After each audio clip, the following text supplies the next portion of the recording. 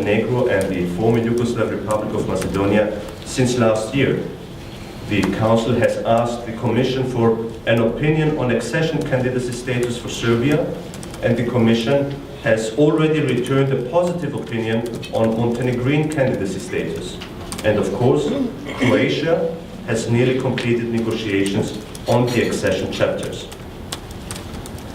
Many member states have also developed initiatives in the same direction. We have heard specific target dates like, for instance, 2020. Austria, Slovenia, Italy, Spain and other countries, other EU member states, other EU partners put their political weight behind the effort. And I welcome these initiatives and we are working closely together. And our goal now is to flesh things out, to streamline all of these ideas and make of them something that is useful, first and foremost, to the citizens of the Balkans. Something that makes them feel they are part of the European family. Something that will empower them to support the reforms and demand faster change. Greece will hold again the EU presidency in 2014. Our goal is to convene an EU Western Balkans summit meeting, Thessaloniki II, if you want, where we can adopt a political declaration that sets a specific, ambitious and yet realistic target for completing the accession process of Western Balkan countries. A declaration that will include all of the necessary steps of progress. A declaration that will guide these countries' efforts, casting specific member states as mentors, if you like, who will stand by the candidates every step of the way. I can see, for instance, the creation of joint working groups of candidate and member states, posting of member state public administrators to candidate countries, provision of know-how, training seminars, ongoing assessment and preparation of candidates, close cooperation with the Commission, which will have to increase its role within candidate countries. We can't wait for things to happen by themselves. We must be active by ourselves. We have to play aggressively in the positive way of sense and give this process life so that people can finally see results. So we are setting three basic goals for Thessaloniki II, this summit meeting that we are planning to hold during our 2014 EU presidency.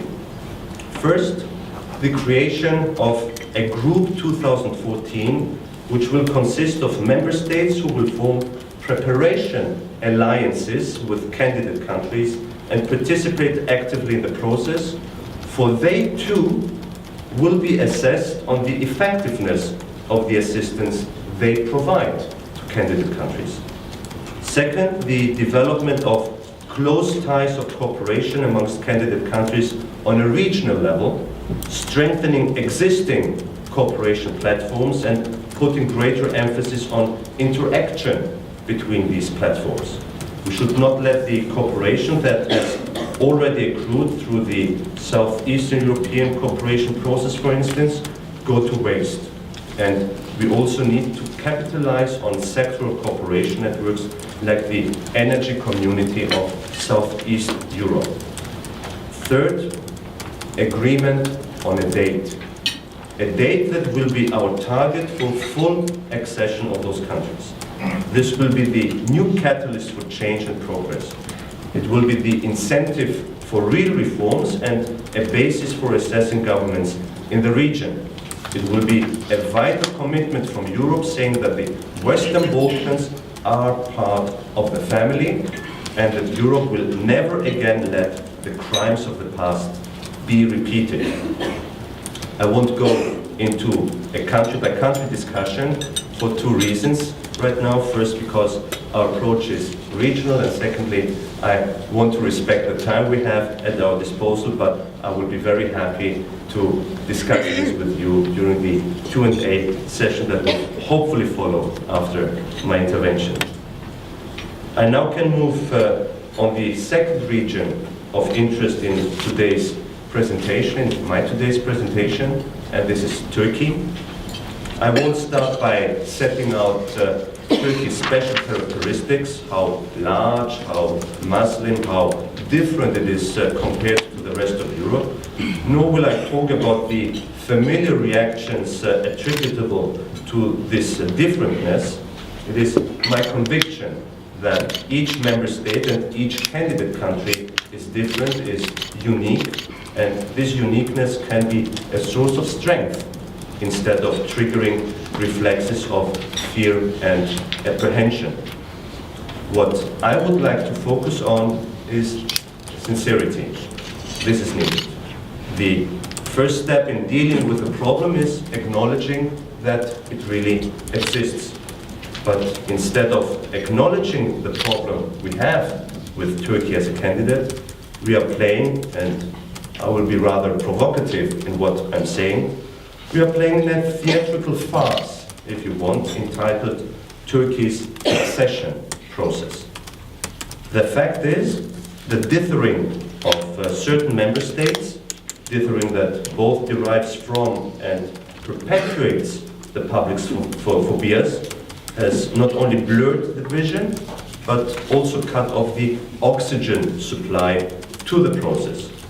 At the same time, the delays and shortfalls in Turkey's reform process are also stifling the accession process. Finally, Turkey's refusal to meet its obligation towards the Republic of Cyprus and the EU27 has dramatically shortened the process's projected lifespan. We are talking about the most gravely ill patient in the enlargement process, and there is precious but little hope of recovery. History, and specifically the run-up to 1999, has taught us that we need vision and courage to make the leap, to keep the process alive. And as it did then, Greece, I'm convinced, can today play the role of catalyst again, ending the farce, as I called it, so that this ailing process can again become a living political process.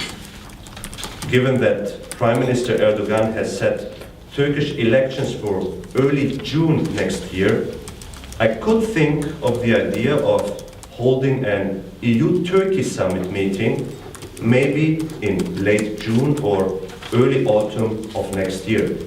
The Hungarian presidency or the Polish presidency, this could be a real tempting thing for them to do. And in the next days, I will be in Budapest, having meetings and talks with my Hungarian counterpart, and I will put this idea for discussion to the upcoming presidency of Hungary. The purpose of such a meeting, an EU-Turkey summit meeting, will be, or would be, to adopt a political declaration that sets out a new roadmap, if you like, for Turkish accession. A new Helsinki, as we could call it, with clearly defined timeframes and target dates, designating precisely what Turkey's obligations are and the pace at which they must be met. And a specific date for Turkey's accession to the European Union, assuming, of course, the relevant ratifications are forthcoming from the member states and Turkey. In June of 2011, we will be talking to the Turkish government with a fresh popular mandate, a government capable of and with every interest in exchanging guarantees for a substantial relationship with the European Union.